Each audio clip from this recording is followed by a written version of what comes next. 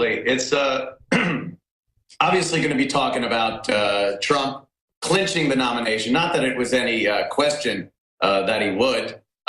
Hillary and those pesky emails. Oh boy, she's in a bit of Dutch for that one. But again, people just don't seem to want to put any responsibility on her. They will vote for her. They will support her, no matter how crooked or dishonest she comes across. What I think both of us like doing are taking these stories, whether it's political or just some of these ridiculous entertainment stories or the distractions, and go behind them a little bit. See what motivates the mass media to put these things out there. See what their motivation is. I think people like when the curtain's pulled away a little bit and you expose these mass media organizations for what they are. They're spreading propaganda. It's what they're doing constantly. They're a tool of the government. And it's dangerous. There you go. Pulling back the curtain to show the wizard back there turning those knobs. I don't know if so many people are buying it anymore. I don't think we're as bamboozled as we were just even a few years ago. And it's refreshing to see that people are waking up, because this is getting very dangerous for our personal freedoms. And we really need to be vigilant and talk about it, support shows like yours and the shows that we have here. That really is the answer. Just don't do what they say. They're not our bosses. They claim there's no First Amendment. There still is. And just start disobeying all these unlawful directives from the establishment. And there's no way they can lock us all up. I mean, I think we're reaching that critical mass. I think earlier you guys made that point that just, they tell us what to do. We don't do it anymore. Just like the whole Trump chalking situation. Yeah, when a few years ago it became fashionable to label us. Oh, he's a racist, he's a sexist, he's a homophobe, he's misogynistic. That ended the argument because the people were petrified of those labels. It would cost you your job, your reputation, or whatnot. Now people are starting to go, oh, really? Am I? Is that what I am today? And they'll continue to talk because it means nothing. It means nothing anymore. And I don't think there's that fear that they're holding over everybody's head anymore. And I see that, like I said earlier, as the light at the end of this long, dark tunnel of restriction and fear that we've had hanging over us, fear to express ourselves honestly, fear that we're going to lose our jobs and our reputation, and that's going to be on the internet and never go away. I mean, I had to literally build a facility to broadcast and be open and honest and say things I wanted to say without having that cloud over my head that I was going to be crucified for what I'm talking about. And that's how dedicated I am to not letting the people that have been in charge for the past decade or so get away with this. I want people to be able to speak openly and honestly without this retribution. You're in a fight. You're in a fight for your life, for America's fight, you name it. You're not laying down. And we find when we stand up, the enemy starts to fall. Look at this article. Obama, world leaders are right to be rattled by Trump.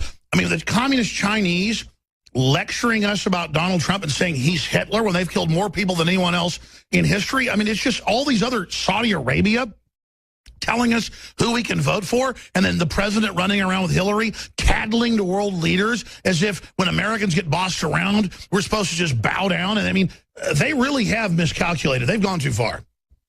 They've gone too far, and people are aware of it, and they're fighting back, finally fighting back. When people talk about Donald Trump and the awful things he's done, it's, oh, Donald told a beauty contest contestant she shouldn't eat so much candy. And people lose their minds. Like, this is the worst thing you could possibly do. And then you have Hillary, who was using her personal email account to send and receive some of the most top secret documents that someone in her position can get or send. And they just go, oh, this is garbage. It means nothing. It's the vast right-wing conspiracy again. They have nothing on Trump. They have things that he did as a goofy personality builder years ago. There's no secrets ready to jump out of his closet. We know about him. But Hillary, it's obvious she's a liar. She is pandering to get votes, which she has always done. And now she's been caught lying repeatedly. Remember, she said there was not even a separate server or email before. She's been caught. She should be put in jail. And you know what? People think she's invincible. At a certain point, the establishment's going to turn on her as well. Yeah, I think we're seeing that. We're already seeing that. You're not seeing. Where is all that support for Hillary from people? You don't really see anybody except her dopey ass husband that she's trotting around. The poor guy, let him sleep. He looks exhausted. But that's all you're seeing as far as supporting Hillary. I think people are pulling away. They see this change coming and don't want to get into the wrong boat. Now, Anthony, I want to shift gears for you because I mentioned this earlier when you were on, but I actually want to show the article for TV viewers and radio listeners. I'll describe it. It's in KXAN. It's in a bunch of other local news reports. And they are openly talking about Alamo Drafthouse, a national chain that's now grown all over the United States. And they say in their new theaters, they're going to just get rid of men and women's bathrooms altogether and then get rid of most of the toilets for women and make them bend over and use a urinal. I'm not kidding. And this is incredible. They're asking for feedback, and I'm going to go over this. But the reason I raised this is I brought it up with Gavin earlier. What do you think's behind it? Because I kind of ignored this for years because I just thought it sounded so stupid. But now I turn on TV, read a newspaper. It's like another world. All I hear about is these oppressed people, and so they need to be in the bathroom with me. And then now everyone, men and women, are going to go into a big, giant bathroom. It's one thing if you have individual bathrooms. So I mentioned this earlier. And then Leanne McAdoo's here, one of our reporters, and has the article. She got upset as a woman. I mean, she can't go to the movie theater now. I mean, who's going to do this? This is crazy town. What do you think is behind this? I think, honestly, it's to take traditional values and throw them out the window. You're taking, look, gender is what it is. There are men and women. The second you try to eliminate that, you're trying to eliminate the basics of our society and what keeps us together as a society, what makes a traditional family. They hate what is traditional because it's what empowers the people. It's what made this country great based on what the people in this country have done. The more you can break that traditionalism apart, the more you can kind of run your people. Exactly. I mean, if you can say that someone being a man or woman is hurtful because someone else might not identify, that's saying my identity can't exist because of what you say you've invented. That is the most bigoted, anti-human, anti-liberal thing I could imagine. It's just so freakazoid, and they keep getting crazier by the month. I wonder what's coming next. I mean, here's KXAN Austin, and it's in all the articles. Alamo Drafthouse seeks feedback on gender-neutral bathroom. They say their new design will hopefully eliminate conflict. You got to eliminate conflict. That's a little joke on us. It's meant for conflict. Then it goes on to say they're a type of urinal both men and women can use. It's new territory. And it's a huge nozzle. Leanne McAdoo described this for people. I mean, this is what this cult wants us to be under now. Actually, I can't even... We're going to turn your mic on. Guys, or it's not fed to me. Go ahead. Go ahead, Leanne. I can't even make out from the diagram exactly how they are expecting women to now just rearrange our anatomy in order to make this work, that women can now pee standing up. Like, how did this, all of a sudden, where does this come from? The people are mental patients. It's just, it's like overnight that they are trying to completely rewrite how science works. So when I have a baby someday and I ask the doctor, well, what is it, a boy or a girl? And he's going to say, you know, well, you just got to wait till find out what it decides it is. That's a good point. Don't point the walls, pink or blue. You just sit there and you wait for the government to tell you. Right. Well, and that's the whole dehumanization thing, because if they can take away mother, father, brother, son, daughter, then it's all, you're the legal guardian of this humanoid. I mean, it might not even be a person here eventually. They might rearrange. And they're getting us ready for clones. They're getting us ready for chimeras. Right. This is just getting us ready for body augmentation. You see the newscast? Your kid will soon have a chip. I'm all for technology, but not like having a chip like my cell phone that tracks me. Anthony, let me ask you this question. When you talk to folks just on the ground in New York or Florida or wherever you're visiting folks, I mean, are they getting that this stuff's going on? Yeah, but look at how all this stuff has been presented over the years. You're talking about putting chips in people and children, and it's always presented as a convenience and new technology to help you. Mm-hmm. No one ever goes, hey, the government wants you to go to this building and have a chip put in you. People would go, what are you, out of your mind? Yet we've been presented with our phones, which is literally a tracking system.